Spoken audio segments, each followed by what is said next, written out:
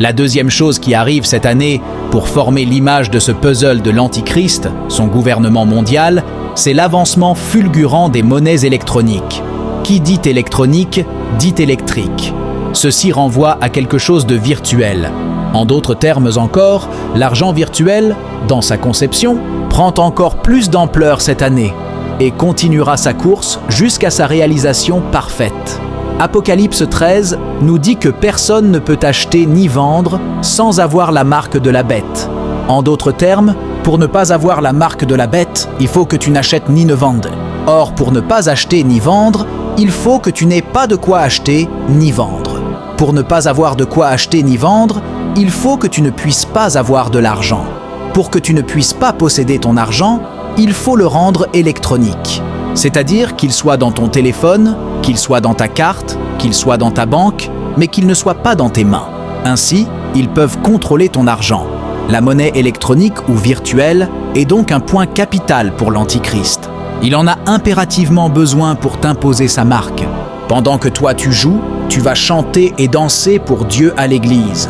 Pendant que tu rentres à la maison sans faire le bilan de ta journée, pour voir où est-ce que tu as avancé avec Dieu et où est-ce que tu as rétrogradé, afin de demander à Dieu de t'aider, puisque sa venue est proche, le royaume de Satan est en train d'avancer dans l'accomplissement d'un gouvernement mondial. Continue à ce rythme-là et tu le verras de tes yeux. Tu le vivras. Ça tombera sur toi tout à coup. Le 18 octobre dernier, l'Union européenne a annoncé que la disparition de l'argent liquide est emmenée à disparaître d'ici 2025 pour justement favoriser le paiement par carte. Le 1er novembre, l'Union européenne annonce la phase préparatoire du lancement de sa monnaie numérique. Et après avoir annoncé cela, la France et tous ses pays membres sont allés l'annoncer aussi dans leur pays. L'Union européenne a ajouté que cette phase préparatoire va aller de novembre 2024 à novembre 2025. Et en début 2026, la Banque centrale européenne pourra décider d'émettre ou non la monnaie électronique sur le marché. En 2027, ce sera déjà en phase de pilotage, c'est-à-dire que des transferts de personnes à personnes pourront déjà se faire, et l'argent liquide sera très peu recommandé dans les transactions. En 2030, il n'y aura plus d'argent liquide sur le marché. En 2030, il n'y aura plus du tout d'argent en papier ou en pièces dans la circulation.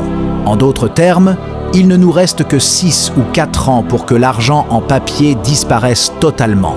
Mais la question que je pose, chers frères et sœurs, c'est qu'est-ce qui va se passer une fois que l'argent en papier va disparaître?